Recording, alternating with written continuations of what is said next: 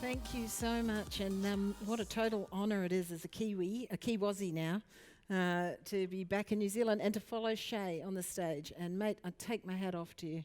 That was what an achievement that man has made with his life, and others too, Dale and others. It's just been beautiful and uplifting to be here, and a total privilege to be following them and to be trying to keep you awake for the last session of the day. So during the day, there've been quite a number of recurring themes that we've been hearing that really resonate with me, and the kind of story of joy and tears that I'm going to tell you about my life, all the mistakes I've made and some of the successes along the way. You know, these themes around innovation and disruption and collaboration. I love that concept of, weaving people together, that beautiful Maori concept, which seems to run through all the talking we've been doing about what our future is going to look like, and very much has run through my life. And my aim today is to tell you a wee bit of my story, and to tell you how it is that a girl that was born in Dunedin ended up sitting on a rooftop with two of my beautiful wee ones. These two were 3 when we pulled them out of a basement in the child trafficking trade, and tell you about the joyous journey that I've had in using investment banking as a tool, believe it or not, for social change. So I want to set first of all the context, and we all know this context, all too well. But this slide, I always feel this picture catches it. Where we now live in a world where the recent statistics are that the 62 wealthiest people own the combined wealth of the bottom 3.6 billion. And when you think about that as a business leader, why does that matter to you? It matters to you in every single way. It matters to you because disease, because war, because poverty, because uprising impacts every single part of your business if you want to operate in the global economy. And it matters to you as a human being because the values that underpin that kind of enormous disparity, the complete lack of value that underpin that, affect who we very much are to the core of our humanity. So we sit in a global context, and I remember as a kid in New Zealand, born a lucky Kiwi girl, I never could fully grasp why it was that on one side of the planet people starved to death, and on the other side of the planet, the biggest single health issue we were dealing with was obesity and diabetes. So my life as a Kiwi girl was very much coloured by the context of the world that we live in. And then there was personal disruption in my life. Kind of think about the 3 things that have influenced my entire business career, and the vocational way that I've lived my life. And I put them down to these 3. And some of you in the room are old enough to remember what the picture on the right stands for, which was the Springbok Tour. I was very, very actively involved in the protest movement, the anti-tour movement in the early 80s. I was a university student at Vic studying law because I wanted to do human rights work as a lawyer. And as many of you remember, for 90 days, twice a week, hundreds of thousands of New Zealanders went out onto the streets to stand against the Springboks coming to New Zealand through the embargo against apartheid, and people throwing bottles at us and people screaming at us, go back to where you came from if it happened that you were of any kind of origin other than Pakeha New Zealander. It was a hugely formative time in my life, and it taught me profoundly that you always, always had to stand up for what you believe in. And that principle has really underpinned everything that's kind of followed for me. The second thing is skydiving, which now, if I talked about it in business terms, I talk about as risk management. I was a fanatical skydiver. I did nearly 1,000 parachute jumps. I started jumping here in the late 70s, actually, with Manawatu skydivers. And one of the things that you learn when you get out of the door of an aeroplane is how you got to think about risk, who you go out the door with, how good they are in the air, and that actually stepping outside of what societal construct tells you is risky or not is actually not only okay, it's fantastic. So jumping, it really underpinned the way that I've thought about risk and taking risk all my life. And the final really profound thing for me in terms of principles that I've lived my life by has been respect. And I learnt that because for 5 years I was a commercial cleaner. So starting off in New Zealand, I paid my way through university by cleaning office buildings and by cleaning hotels. And I did that every night, 6 nights a week. And I give you a story to explain what a great experience it is to be a pakeha, a member of privileged society, and to suddenly realise what it means to be unseen in society, which is something that so many groups in our communities understand profoundly, but that we don't. So to give you a sense of this, I used to clean the offices of one of New Zealand's largest publicly traded companies. I'm not going to tell you which one, for reasons that'll become apparent. And I had what they call, I was a good cleaner. I actually walked in here tonight. In fact, everywhere I go, I walk in and I can see whether the cleaners have done a brilliant job. And I ask each of you who are running businesses, do you know the names of your cleaners? And do you look and see, gee, the cleaners did a great job when you come in the morning? Anyway, I had a key job to clean this executive suite of one of New Zealand's largest public companies. And I would go in every night. Now, I'm so old that this was back in the day where you could smoke in your office. And I kid you not. And to give you a sense of what this office was like, there was this one guy who ran the place. And not only did he smoke in his office, he stubbed his cigarette butts out on the floor beside the rubbish bin. This guy was a serious pig. And his office had this darkness about it. And so what I would do is every night I'd go in, and when you're a cleaner, by the way, in this country, at least back in the day, it meant you had these amazing Samoans, Tongans, Maoris, people who spoke multiple languages. They were who you were cleaning with. The people who were putting their kids through school. So I had this big smock that a Samoan mate had given me, and I had really long hair in those days. It was pink because I was a social activist, and I had a feather duster that I carried around, and just to sort of set the scene. So that's what I look like, and I'm cleaning along the office, and suddenly, I've got my Walkman on, I'm listening to music, and suddenly, out of nowhere, there's a tap on my shoulder.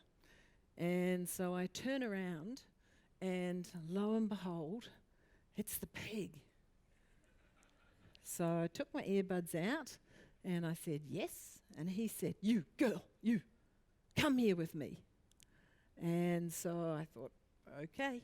So he marched me into the executive male toilet. And we get into the toilet, and he pointed at the urinal, and he said to me, you see that, girl? You see that? You always miss that. And then, I swear it, he turned on his heel, and he walked out. Now, I can tell you that that man would not have remembered me 3 minutes later if he'd passed me in the street. But I never forgot him. So now roll forward 7 years, and I'm a structured finance, project finance lawyer. I'm working for a big English law firm in Hong Kong, and I'm engaged by the banks, a big syndicate of international banks, to come back to New Zealand to refinance all the global debt of this very same company. So I kid you not, true story. So the first meeting you get to go into when you're the girl who's no longer the girl who doesn't clean the spot on the urinal, but you're the girl who's in charge of billions and billions of dollars for a company's lifeline. So the first meeting I get to go into is with the board. And the board, they rise as one to greet me. And the first guy to put his hand out, Mr. Urinal. The message is respect. Respect everyone. It's good for values. It's very good for business, as he found out later. So my life was very much going to be about social justice activism. I knew that in the world that we lived in, it had to be. So I thought a lot about how was I going to do it? What were my options? I studied law because I thought it would give me a great underpinning. And then, when you look around the world, there's actually a panoply of options to change the world. You could be a brilliant leader. You could be Obama, as somebody was talking about earlier on today. I think it was Dale, talking about how amazing he is. You might be somebody like Malala, who amazingly allows yourself to become an icon, a symbol for change. But I realised, leaders don't decide to be leaders. They're chosen. You can't decide I'm going to be a leader. And, or you could be Banksy, you could be a creative genius, but I can't draw, I can't, pick up a pen and do anything of note. You could go and join a massive, international organisation like the UN. You could be incredibly courageous, like a Snowden, and you could go out and whistleblow. I'm spending a lot of time thinking, how am I going to express social activism and social justice and what I'm going to do in this space? And then I happened upon it, and I decided I was going to be a banker. And I decided that because I was at Melbourne Uni. I'd gone to Melbourne Uni to finish off my law degree. busted my knee jumping in the Australian Parachute Champs, and I had to finish my law degree there. I was cleaning again, and I sat down beside a guy who asked me why I was studying law. And he said to me, "Why am I studying law?" Because a top QC in Melbourne makes $6,000 a day. And I was flabbergasted. He's the first person of money that I'd ever really met. And the idea that you would study law to make money just blew my socks off. And I realized in that moment, oh my God, I don't know power. I don't know money. How am I ever going to affect change unless I learn that? And I happened to be cleaning the house of a partner of a major law firm in Melbourne at the time. So he came home that night while I was cleaning, and I said to him, what's the most right-wing law firm in Australia? And he said, "Oh, I beg your pardon." And I said, "Oh, I mean, what's the most business-friendly law firm in Australia?" And he said, "Oh," and he gave me this huge gift, which a number of people have given me in my life. He said, "Oh, it's a firm called Allen and Hemsley, but you would never get in there." So I began my M&A career with Allen's, and kind of took off my, put down my placards, put on a business suit, cut my hair, let it go back to being, its natural colour, put on high heels, and stepped outside of my tribe. And it was this most wonderful, joyous, amazing experience of realising my own prejudice about the other side. And there began this enormously lucky journey for me through the world of banking, law, insurance. I've covered off all the pariah professions. And that took me from the privilege of being a service provider to balance sheets to actually running one, which was all just an amazing, wonderful journey of learning, but the whole time thinking about how it was I was going to use those skills to affect social change. And that's when Adara was born. 18 years ago now, I decided to take the big leap. I'm a born entrepreneur, and to set up a business for the sole purpose of generating revenue to fund health and education projects for women and children in extreme poverty. I should tell you, we were born, as some of you will know, as the ISIS group. So we had the #1 branding issue in the year last year, and we became Adara. So let me show you how that's expressed itself, and then I'm going to tell you a wee bit more about the model and the way that, and the drilling down into it a bit. But let me just show you how it's all expressed itself. You can see what I mean, that it's been a joyous journey. And I want to drill down. Thanks. If I started talking about all the mistakes I made, by the way, you could all go out and have a drink and have dinner and come back here and I'd still be on the stage talking. It's been a winding, beautiful path. I want to drill down a wee bit into the model. We've talked quite a bit about models in different forms today and heard a lot about different models. And I'm really interested in disruptive models and ways of thinking outside of the box. And so Adara, and I want to set it in the way that you said it, Shay, in terms of Friedman. When I set Adara up 18 years ago, basically, there was, at that point, we worshipped at the altar of Milton Friedman as a business community. And the idea that you would set a business up, particularly an investment banking business, a Wall Street business for the sole purpose of providing revenue for people in poverty, was just way out of construct.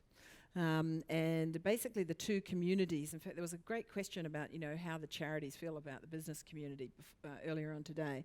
Basically, the way that we were received was the business community said, you can't be serious, Audette. You're not really going to set up a business for the sole purpose of supporting the poor. Is it a tax structure? Now, that was a reasonable suggestion, considering I've been running a bank in Bermuda for a while. But that was their view. And then the non-profit communities, the development community's view was, who the hell are you? You've been running a bank in an offshore tax haven. You don't know anything about development. You must be an arms dealer or a money launderer. Get out of our valley. So, one of the beautiful things that's happened in the last 18 years is seeing those communities come together in a different way of thinking. But in terms of model, for me, I really wanted to bust up a few preconceptions or accepted assumptions, if you like. First one was around philanthropy. It seemed to me at the time that the way people thought about philanthropy was basically you had to be a rich old white man and then give back. Exactly the point that was made earlier by Shay. It was something you did at the end. And I'm not a person of wealth. I've never been a person of wealth. I'm an ordinary Kiwi girl, and I wanted to prove you could do it all the way through. The other thing I really wanted to have a shot at was proving that business was nothing more than a construct, that you could use it for anything the hell you liked. And that, of course, is the beauty of the multi-stakeholder model. So I wanted to have a crack at that. And then I began to really look at the non-profit community and traditional philanthropy and the way non-profits were funded. And because I've been running this bank, if you're running a bank, all you think about all day is asset liability matching, ALM. You make all your money in the spread in between the assets and the liabilities. And so I've been living and breathing ALM. And then when I began to look at the non-profit community and traditional philanthropy, it struck me like a bolt out of the blue that they had the worst asset liability mismatch I'd ever seen. That they have these hugely long-term obligations to vulnerable client groups, whoever that client group is, multi-decades if you're trying to achieve behavioural change or really uplift community. And yet coming in the top is this capricious donor dollar. And it's this year I'll give to save the whales, next year it'll be the mentally ill, whatever takes my fancy. And I just thought, man, I've never seen a worse ALM problem in my life. And as a result of that ALM problem, the next thing that really struck me was all this behaviour, even the most brilliant non-profits in the world are stuck with because of that model. Simple thing as a model. One of them is that all the senior people in the organisation become fundraisers. So instead of looking at the work, which is really hard, and I can tell you running a bank is a snack, running a business is a snack compared to running a development project and trying to affect behavioural change. All you have to worry about is EBIT and rock. When you're on the ground trying to affect behavioural change, it's ethical, it's religious, it's gender, it's rule of law, it's lack of infrastructure, you name it. It's deep and complicated, yet all the best people, they're spending their whole life looking at their donors and trying to meet their donor needs. And then the other thing that really struck me about models when I started to look at it with those banking eyes, those business eyes, was there was this massive disincentive to talk about mistakes. Because basically non-profits are having to compete, with each other for the donor dollar. Moreover, because your donor's capricious and short-term, you don't want to go to them and say, that money you gave me, that was fantastic. I mean, when you're telling that story show about impact, I was thinking, I hope it was good. It was a good position. Because, the truth is, we all know this as business people. We make terrible mistakes and they help us hone our craft, our products and our skills. But if you say to your donor, I just blew away all your money and achieved nothing, not only didn't help people, hurt them, are they going to come back next year when you rattle the tin? So huge disincentive to talking about mistakes, huge disincentive to doing really deep research. It's expensive, you get beaten up about admin costs, and same deal, you don't necessarily want to know, that it's been a very gradual and incremental thing that you're doing, and sometimes you've made mistakes. So the whole thing about the model bothered me. And Adara for me was a way to have a go at disrupting thinking about traditional philanthropy. I have to confess, we were a lean startup just because it was a mad idea with no money behind it, but no planning, no strategy, just a whole lot of vision and purpose and determination to see if we could do something a wee bit different. Over the course of the last 18 years, as I said, the beautiful thing is I've gone from being this weirdo fringe woman to being almost mainstream. And we've seen the rise of these, and this is the beauty of millennials. I love these kids. They come and see me and they talk about how they want to put purpose in their business. I employ more than 200 staff around the world. I reckon probably 120 of them are millennials. I love them because they have unlimited thinking, and that's because of this movement, the impact investing, B Corps. It started as corporate social responsibility, mainstream. And as you've heard said from this stage, if you as a business leader do not understand this, in my view, you're going to be dead in the water. The social, and within a decade, the social activist movement is here. The information revolution is bringing us radical accountability and transparency. No longer can the business be a sociopath. We need to connect. And the beautiful thing is, it's not only great for business, it's great for you personally, because I can't tell you enough how great my life has been doing this work. And so many others who do this work tell you the same thing. In terms of the work, I could stand up here all day and talk about it. These are our key passions. After 18 years of making mistakes and trying to crack the nut, we're known as amongst the world's leaders in maternal, infant, child health to babies at risk in low resource settings. And to give you a sense of what that means, we work in an area, we've got 600,000 people who pool into the hospital we've been partnered with for 18 years. 80,000 of them have HIV/AIDS. And when I first went into that hospital 18 years ago, 25 babies a week died in the hospital grounds of entirely preventable causes. Now we have a neonate intensive care unit, a maternity unit. It's taking tens of thousands of mums and babies a year. It's not only a centre of excellence for the whole of East Africa, but because we've gone so deep with the work, we've now been asked to stand up on the stage at the UN. We've partnered with the Gates Foundation and PATH. We have the longest running data set in the world on how to do this work, and we're about to roll out a technology, a tiny technology that helps babies breathe, little babies breathe, in low resource settings that we think is going to touch millions and millions of lives. So NICU and maternity are a real passion for us. The other place that we're very well known is really remote work, and to give you a sense of that, our most remote project is 25 days walk from a road. And when I first went there 18 years ago, I was the first Westerner there in 3 years. And to give you another scene set, to give you some sense of what a privilege it is to work in this community, it's the last place in the world where the dominant marriage order is polyandry, which means one woman marries all the brothers in a family. And I've never met anybody in the West that thinks that's a good plan. But I can tell you, when you work with those communities, the privilege of working with traditional Indigenous community that come to things with such a different viewpoint and such history and deep traditions, it's just been magic. But doing remote work is a specialty in of itself. And I ask you just to think for a second, even a vaccination, which has to be kept cold from the moment that it is birthed to the moment it goes in your arm, try to get that somewhere, which is 25 days walk from a road, and you'll get a sense of the complexity of the work. And finally, the kids at risk piece, we fell into that work.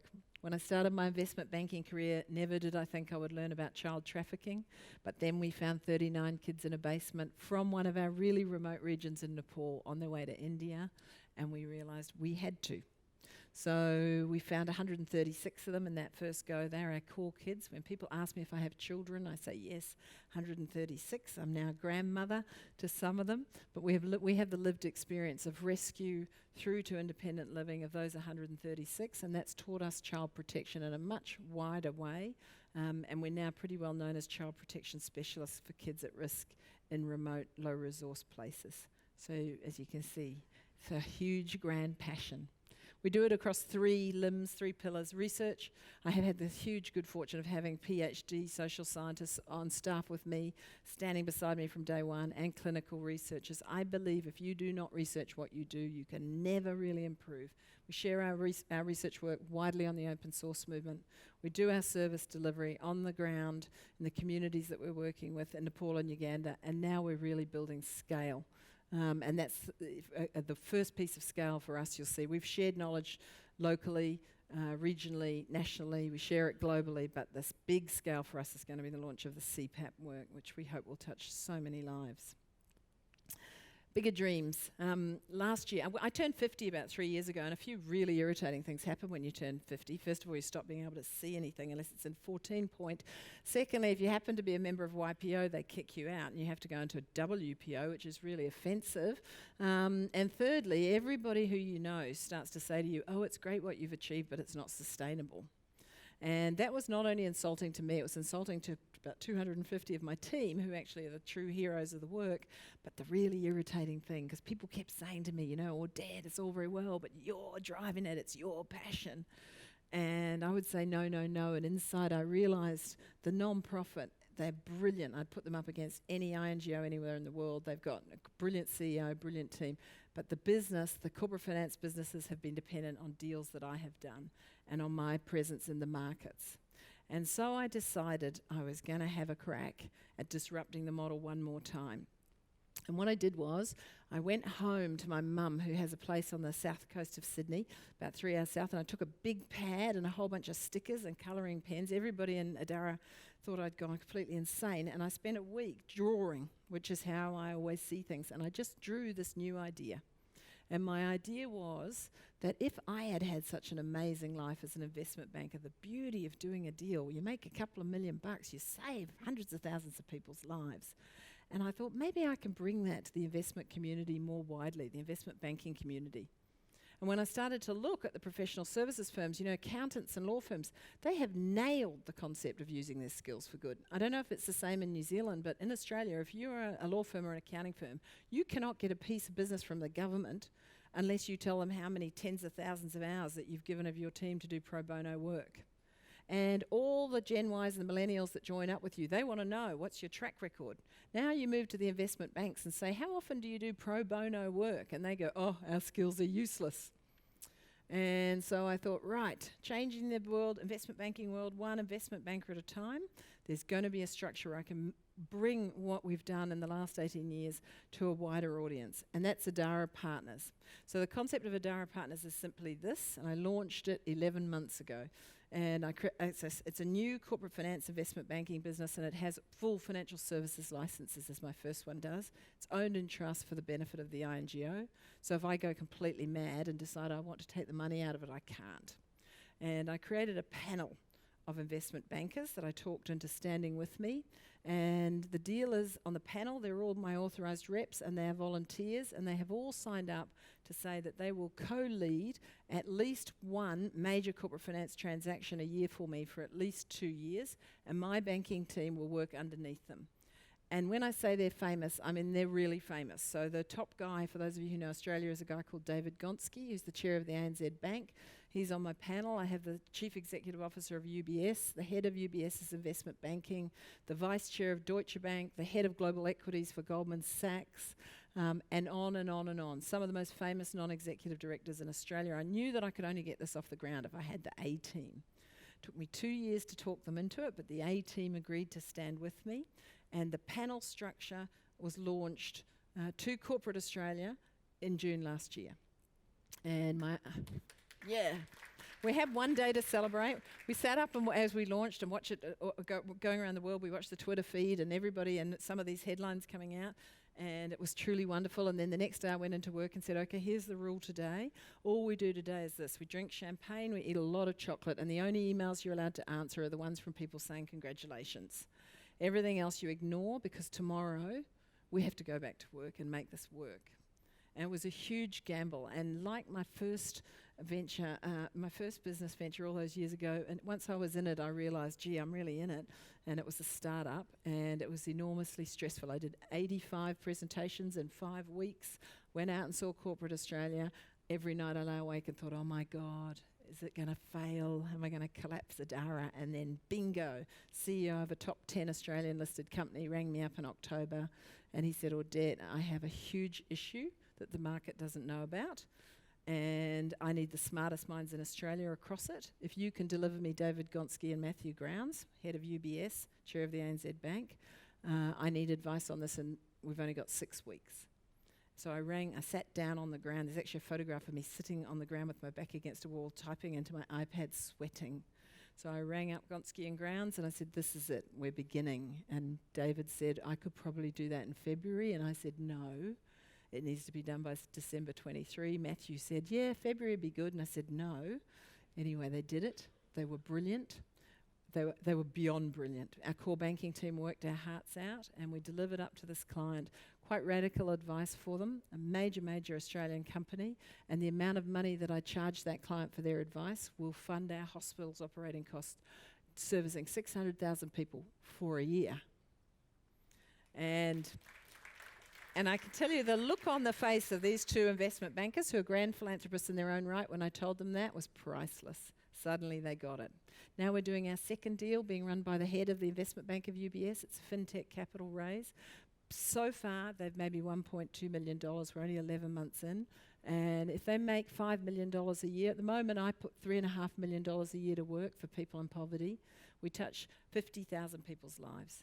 If we make that $5 million a year, we will touch 500,000 people's lives. And for me, even bigger than that, first of all, we've de-risked ourselves from me, because they're so much bigger, smarter and better than I am, these guys. I'm not even the face of this whole thing. We've de-risked it from me. We've made recurring income, but better than that, we've proved that there is a way that investment banking can be used for purpose. And if this works in Australia, I want to get on a global stage and give it to the financial services industry, to the point where every single bank in the world is expected to have a panel and expected to give their time over to run deals for purpose. So that's the dream, and it's going to take me a couple of years to get us there. Business offering, as I talked about, for those of you that are interested, it's all wise counsel, senior advice, IPOs, leading IPOs, strategic advice, M&A, capital management work, at the top end of Australia's corporate market. The impact, as I've talked about, these beautiful, amazing people, all 50,000 of them. I look at them. For me, when I look at those photographs, I can't tell you what it's like. That woman with those 2 babies there, I took that photograph of her. We teach kangaroo care, keeping a baby against your body, when especially a preterm baby, to keep it warm because babies can't thermoregulate. Somebody else was talking today about incubators and the importance of that. And she had one against her, and I wanted to take her photograph, and she freaked out and said, no, this baby is a twin. If the other one knows that it's the only one in the photograph, it'll be really offended. So it took half an hour to get her wrapped. All those photos for me are people that I love and people I've worked with, but the reality is it's probably 1 million people that we've touched since we started this long and winding journey.